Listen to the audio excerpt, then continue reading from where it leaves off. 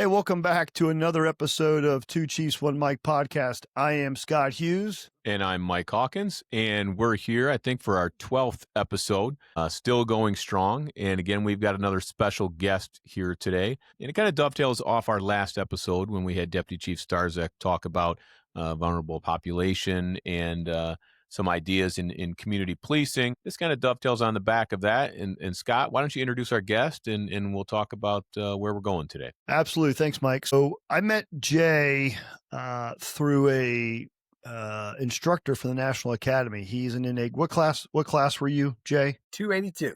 So Jay was 282. Obviously, Mike and I were 291. And Jay and I both took a class with Cynthia Lewis, who does public speaking and writing, and one of the classes that she teaches at the NA is designed to help you become a better writer and to eventually hope to get you published.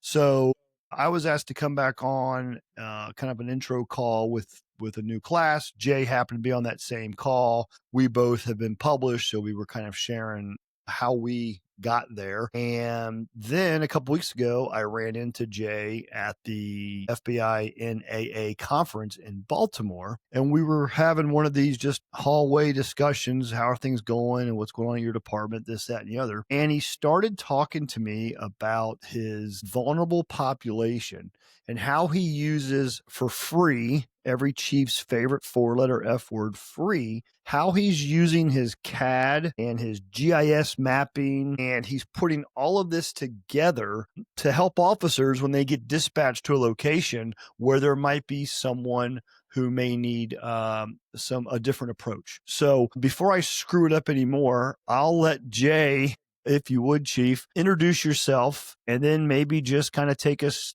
through how all this came to fruition. Yeah, no, thanks for the introduction. Yeah. So NA 282 and Scott and I connected through those connections. But right now I'm currently the chief of police in the Town of Colony Police Department, which is a suburb outside of Albany. So it's, again, a township very similar to you guys. Our department currently has 118 sworn officers, and we have about a population 85,000 people in the Town of Colony, just for context. But you summed up the program. You kicked it off well, or teed me up well. And really how I start this presentation off when we give it or when we talk about it is it was almost like another networking conversation internally with me and a friend who has since retired here. He was a lieutenant in our department, and he's now the director of our crime analysis center. But we were talking, just lamenting at the state of policing and wondering how many of our young guys knew about a schizophrenic individual in our jurisdiction. This is what kind of got us talking about it. And this individual is well known to any cop with, several years on the job. And he's over 6 feet tall, 250 pounds, lives with his grandmother. But you could calm this guy down if you knew one thing about him, right? So if you knew the one thing, and his one thing was he enjoyed the Insane Clown Posse, right? That was his favorite band, right? So he was a pretty violent individual, and he would smash glass bottles. He would break stuff. But if somebody who knew him, and a lot of cops have dealt with him, just, hey, let's talk about that Insane Clown Posse. This kid would put down the broken glass, and then he would tell you about his band and just was so thrilled that you were interested in it that you would resolve the situation. But the two of us got talking. We're like, man, I wonder how many guys now on the road and girls know that about him. And I'm like, geez, I don't know.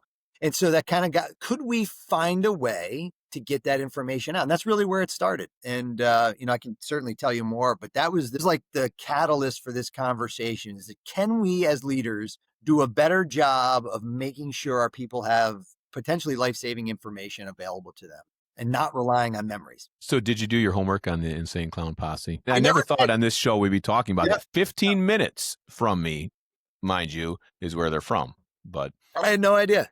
Yeah. No, but I never need to, because all I had to do was ask the question. All you had to do was talk to him about his interests. He would show you his shirts. He would talk to you about the albums. But the point is he would put down the stuff. He would stop acting violent over something so simple. And it really just got us thinking, could we do this ourselves? How long ago was this, Chief? How long ago?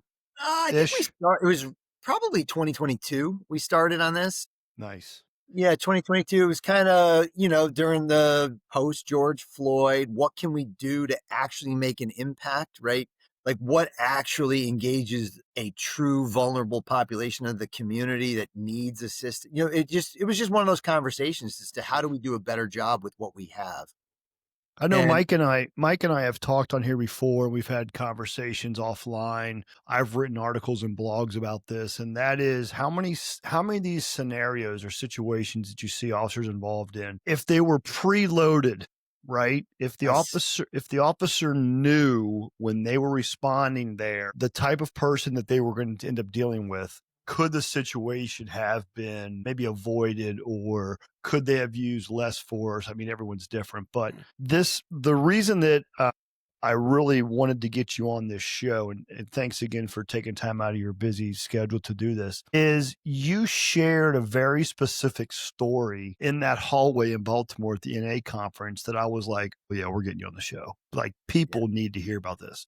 And I think maybe that would be good to share with the listeners, and then that can kind of lead into how you're applying it yeah, daily. sure. Does that make sense? Cool. Yeah, absolutely. So we started with the idea of there is information that good street cops with time on the job know, and it would be helpful to share that. That was kind of the catalyst. And we were really at the time just thinking for mental health related stuff. That was what had happened. It ended up, and this is what I was sharing with you about becoming really large with an autistic community inside our jurisdiction for this one call, this one reason. And I'll share that in a sec.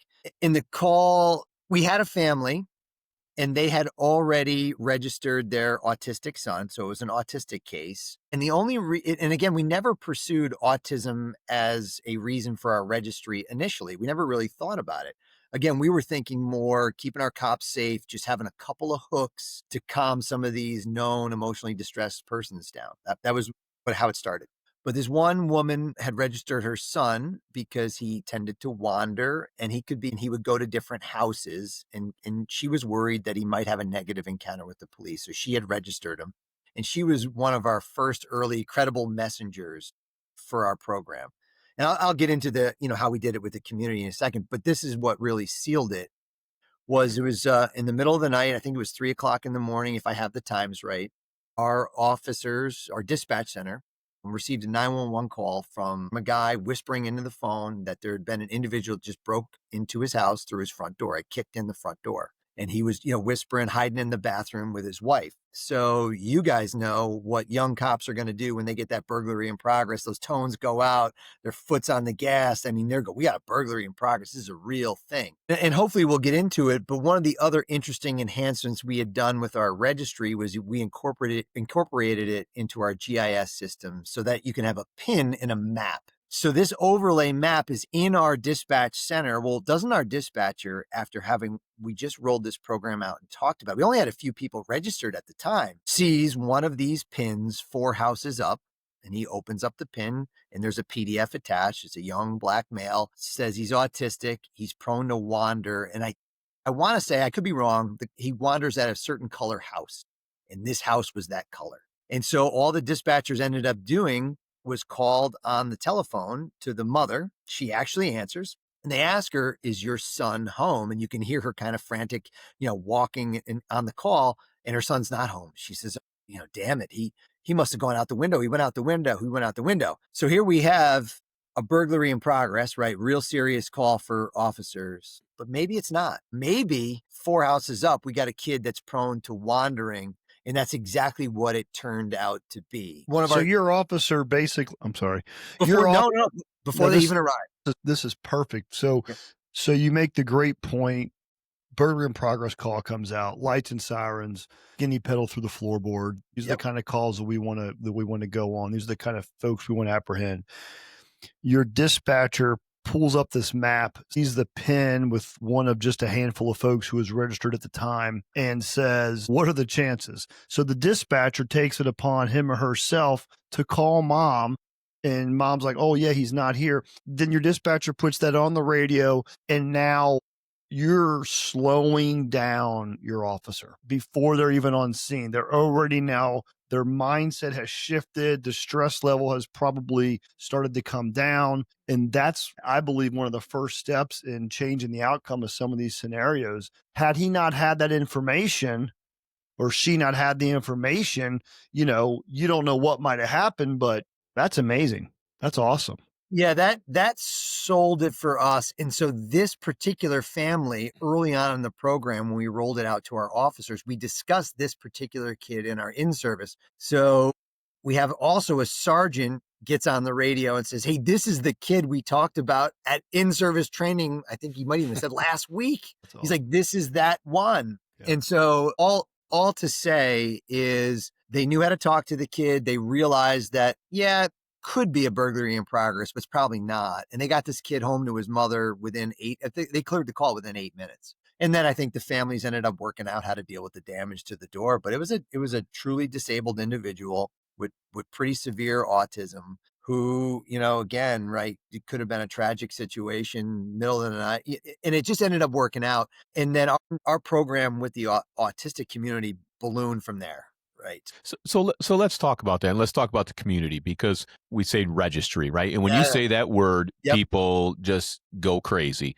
And you've got a large town. What did you say? 85,000? 85,000. Yep. Okay. So when you roll this out, how is it taken by the community? Because obviously the people that need this, they want this, but it's the rest of the community, how they interpret it. How did you sell this? How did you make it work? And obviously using those as success stories are great, but initially, how was the rollout? What did you do to advertise and get this going? Yeah, no. So what we did, we had a good relationship with the National Alliance of Mental Illness. New York State office is housed right here in Albany, which it's actually in our jurisdiction. So we're a suburb to the state capital of Albany. And we had a really good relationship with the executive director at that time. And going back to when we kind of had this thought experiment inside the office about, we were thinking mental illness the whole time.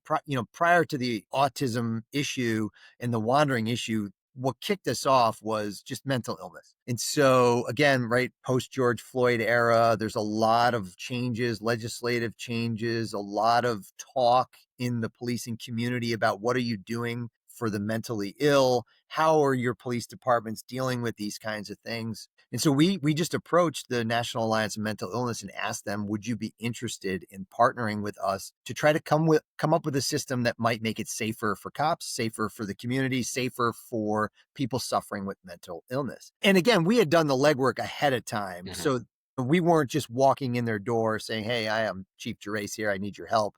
So we had an established connection to them, and they were more than willing to kind of partner to see where this ended up going. And so they were our stamp of approval, if you will, with a hesitant community, that they were behind it, that they supported it. You talked about registry. I probably wouldn't use that term today. If I was going to, recommend an agency develop something like this, I probably would leave the word registry out. It does have some negative connotations. We didn't know that at that time, 4 years ago now. But yeah, we really partnered with the National Alliance of Mental Illness. We wanted to make sure it was voluntary, and we asked them to be our partners with it. And they helped us come up with what would be beneficial questions to have, what things should we know, and they began to plug it through their channels. Really is how it got started. How many, not to jump ahead, but it's how my brain works. How many folks are currently in your system? Yep, 150. I actually checked the other day in Wow. preparation for today. So there's 150, but it's a standard Pareto distribution, right? So we had run, if we get into how you would run one of these, the first 6 months were just trial and error. And then after the first year, we started going back to seeing how often was dispatch notifying office. So the built-in redundancy here, or the idea that I would recommend for anybody listening that wants to try something, is you want your dispatchers to be able to see your bolos and deliver the information, but you also want your officers to be able to see it too from their MDTs in the car, their computers in the car. And what we did when we started trying to audit the process is, is it working? Are cops being notified? The initial rollout, maybe our dispatchers, I think we were firing at about 50% notifications from dispatchers telling cops. We're up to over 90% now, that when a call comes in to a known address or a known person that's in our system, the dispatchers are already prompting the officer. That took a little bit of work. It took us over a year to get to that point, to where the dispatchers understood that that was part of their job. So we have to spend some time going back and audit the process. But now it's so commonplace that it's rolling really well. And what I meant to say is, with the 150, there's probably only 15 of them we regularly deal with. And you start to realize that after a while. So, yeah, I do want you to walk us through how Yeah. to someone who's listening or watching this, like, I think it's a phenomenal idea. How you went about doing that, and maybe now is just a good time. So Sure. when a call, so you run your own dispatch. I think that's We do. important, right? Okay. So I'm dispatched regionally. I know, Mike, you and one other department are on your frequency. Yep. Pros and cons there, Chief. I think having your own, being able to just make those integrations without, you just do what you want to do, I guess. When a call comes out now, does something pop up on the screen, or like, how does that work, so the dispatcher then knows to tell the officer, hey, you might want to pay attention to this, or this person lives nearby? Yes. And, I probably should have said it earlier in the podcast, but let me back up a little bit. So once we had that thought about, could we deliver this information to our officers, right? Give them a couple of hooks in order to be able to verbally de-escalate or use crisis communications. We're like, okay, how can we get that info out? And what we ended up thinking about was, well, if you can put a fire hydrant in a CAD system, right? We know where our fire hydrants are. You can map those. Those are mapped on your CAD system. And we had just finished a product for our EMS department that they were wondering if we could put AED locations into our CAD system. So you might wonder, why does EMS want to put AEDs? Well, what they were wondering is, new businesses in our town are required to have AEDs, depending on your size. And for getting CPR started for an individual early in the process, so if somebody were to drop at a business, EMS was wondering with us, well, if somebody dials 911, it says, hey, my loved one here is having a heart attack. Our dispatchers they wanted to know, could you bring that up on your CAD system and on your GIS maps, that there's an AED next door at the business next door. Send a person to go grab that AED, and we're going to walk you through hands only CPR. And then we're going to walk you through over the phone how to attach that AED. So that was what was going on 4 years ago in our jurisdiction. I'm like, well, if we can put fire hydrants in this thing, and we can be on the lookouts in this thing, and now we figured out we can put community AEDs in this thing.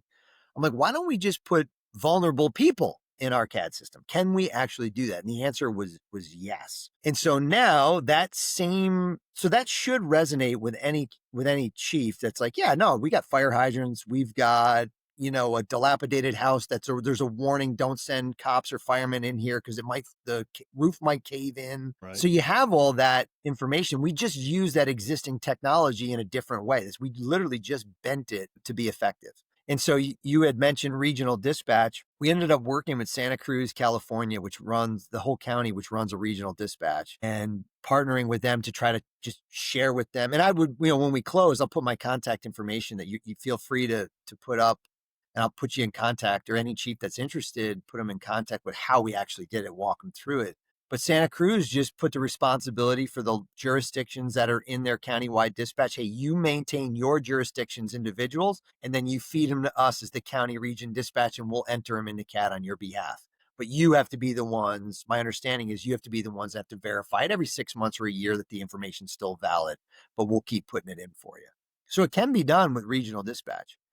And it's just a novel way to use an existing system. And like you said, and free, right? You're not here selling a product. It's something everybody has. And it's just thinking outside the box. Like, how can we help people? How can we help our officers? How can we help them do their job better and safer? And all just with the CAD and records management system everybody already has. And so the BOLOs come up, right? So if I'm dispatched to 123 Main Street, there's a BOLO that would say whatever it would say, right? If it put oxygen in the house, right? Sometimes you have those things existing in your CAD systems, or you might have a BOLO. We put emergency location data in, like fire hydrants. That's why that keeps popping into my head. Like we try to map those out where they are. And so the dispatcher sees that and then just reports it to the officers, and they'll say, hey, respond to 123 Main Street for an emotionally distressed person. His name is John, and his triggers are lights and sirens, which that's a typical one. But also, he does not like his mother.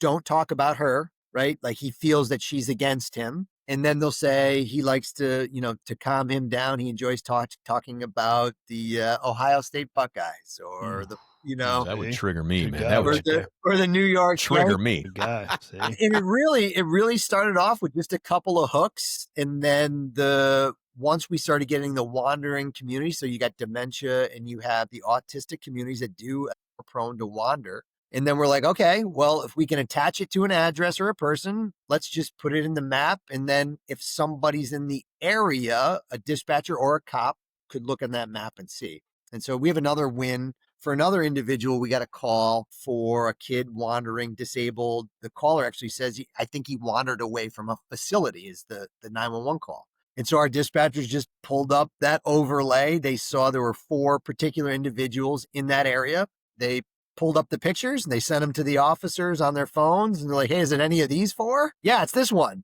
And so we knew who to call and we knew where to bring them. So we brought them home and got them back to a caregiver, and it was done in 5 minutes.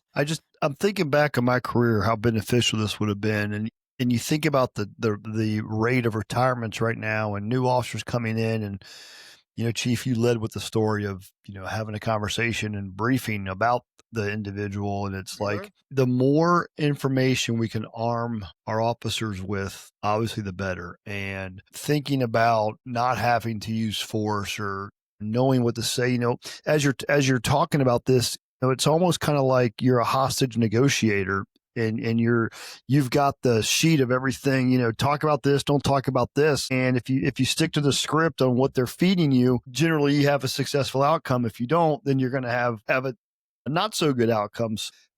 I think it would be, and I know it's a lot, and we won't have time to go over the whole process, but can you maybe give us like just a Cliff Notes version of implementation? Like, to if someone's like, hey, you know what, I think this makes sense, like just maybe like a quick couple minutes on how that might work. And then we will definitely put your contact information up when we're done. Yeah, great. So there's the first decision you have to make is this going to be a community partnered voluntary program or not?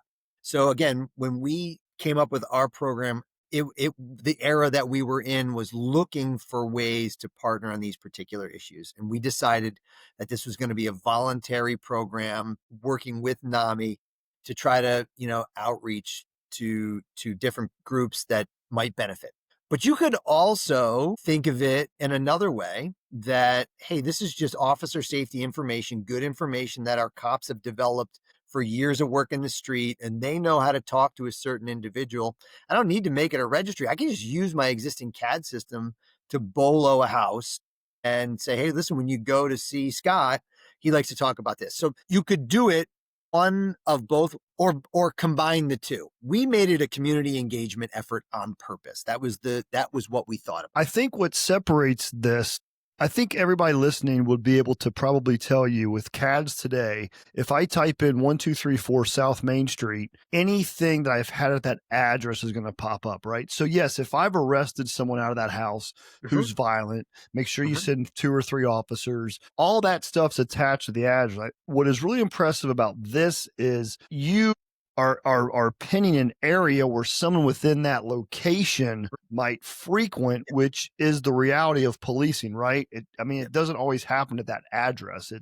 It's within the vicinity, and by the time the call comes in, who knows where they are. So yeah, that's the key, is dropping the pins in the GIS system, right? I'm right down the street. Okay, let's think this could be an option. Yep, and it's. So again, first decision, as a chief, am I going to make this a community engagement program? Am I going to do that?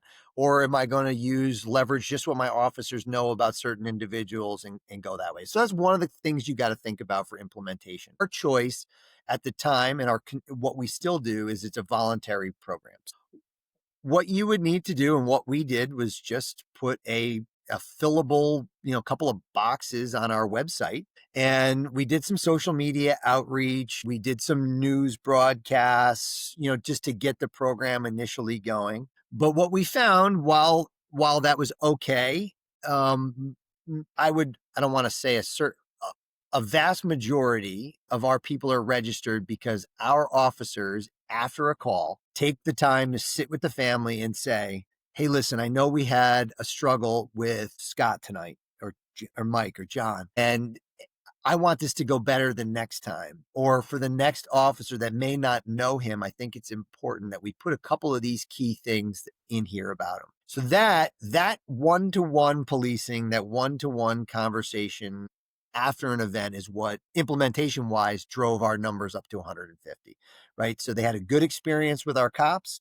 The family realized the benefit and then decided right then and there to fill it out with our officers. And then, so you've got the website, you've got social media, but more importantly, the one-on-one teaching from a call from the officers who are engaged and bought into this program as well, because it's only going to help them. That was what you would say was probably the most beneficial. Was your own officers, right? Absolutely. The most beneficial is the cops buying into the program. And the minute they get some hooks that actually work, right? And so they'll come and tell me, they're like, oh my God, this one kid was smashing his house and he wanted to talk about turtles. His calming mechanism was his turtles, and he's smashing the thing. And he goes, Chief, you wouldn't believe it. He goes, then I'm like, hey man, I heard you like turtles. He's like, you want to see my turtles? And the kid stopped and took him down and wanted to show him all his turtles. And they just started looking at turtles. Wow. You had a case today. You were telling us before we started recording.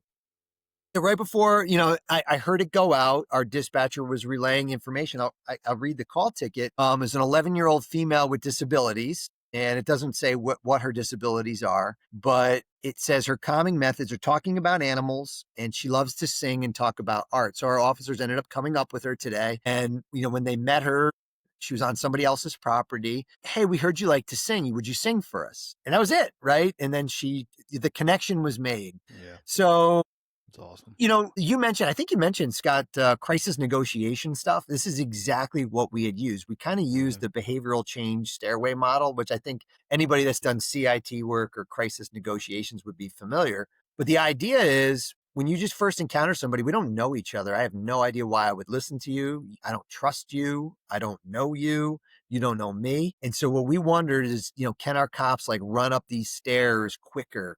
Could they build some rapport or demonstrate some empathy just a little bit faster to hopefully bring some of these high stress, calls? Could we give them something to succeed? And that was really what was behind it. And I'm thinking back, there's so many calls, so many of these high profile incidents that have occurred, and they're all over the internet now. And again, I kind of said this in the very beginning. If the officers would have been armed with this knowledge, the outcomes most likely would have been very different. There's been some tragedies out there where, officers have been put in just really bad positions and they've had to use lethal force, and, officers have to live with that the rest of their lives as well. Had they known going, perhaps, hey, this might be the person you're dealing with, right? Like, we're going to play the odds. This is pretty much checking all those boxes. This is probably your guy, slowing down the officers, Again, some of these cases you see, officers struggle to develop rapport, and a different podcast needs to be how we've lost the art of communication in some regards. But having this information, you using the turtle example, when this person likes talking about turtles, boom, there's your rapport. That's going to lead into trust. Trust is going to lead into hopefully getting a positive resolution or a positive outcome. So.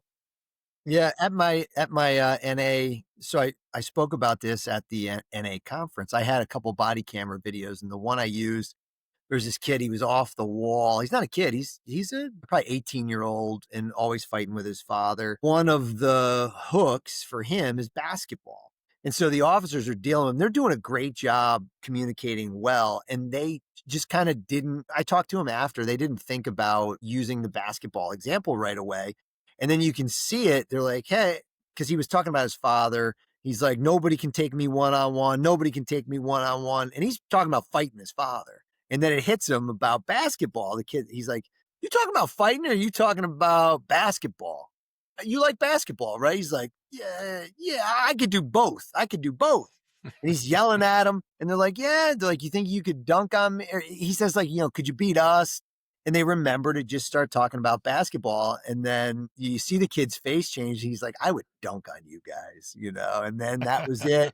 And then it was like, okay, listen, we can't be acting like this in the house. We gotta do I get it. You're not getting along with dad, and then the kid was at least ready to listen. And it's just that silly thing about a kid likes basketball. Make a connection, make a human connection on something that we both seem to at least like. And that's really what started us off. And again, everybody can do it, and it doesn't cost any money. That's the greatest thing. And you guys in the town of Colony have done an outstanding job with, I say this program, but it's just this idea, right? That everybody has. So how do people reach out to you? How would people, if they had questions, get a hold of you if they wanted to start this process? Yep. So I'm on LinkedIn. You can do that. I'll leave you guys, make sure you guys have my email, and then I'll give both of you links to our resources. And we've written a police chief article on it that really walks everybody through the process. It's it explains it. And again, we make our agents, we think that the program's so impactful. We've impacted a number of jurisdictions.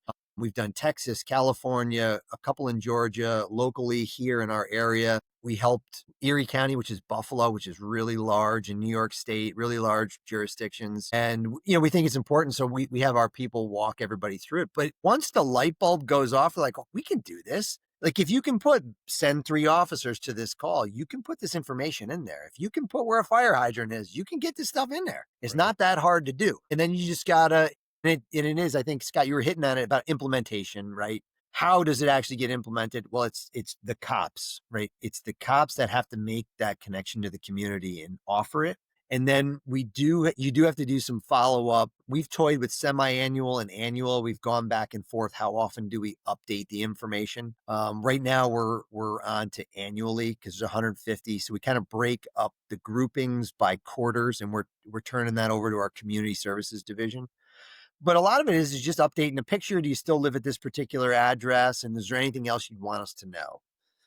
And so we've had good luck with that. But it's a little bit of work on the back end. So you said you mentioned autism. You mentioned some mental health. I think you mentioned dementia or elderly folks, Alzheimer's. Is there any other population where you've seen folks register? Kids? Do you do kids or no? No, we didn't do kids. And mostly those 3. And the success rates have been with the autistic community, and the success rates have been with some of your emotionally distressed persons that officers deal with quite a bit. Your senior guys and girls know how to talk to them. But then again, you got this 1-year cop that doesn't know his beef is with his mother and he lives in her basement, right? They don't know that. Right. And they're like, why don't you listen to your mother? And then there goes, the sparks are going to fly. And the officer the kid comes out at 9:00 every night, and this officer's working day shift, but he picked up an overtime shift, so he doesn't have any idea, what's going on. And this is a heck of a program. I tell you, Chief, I appreciate you coming on.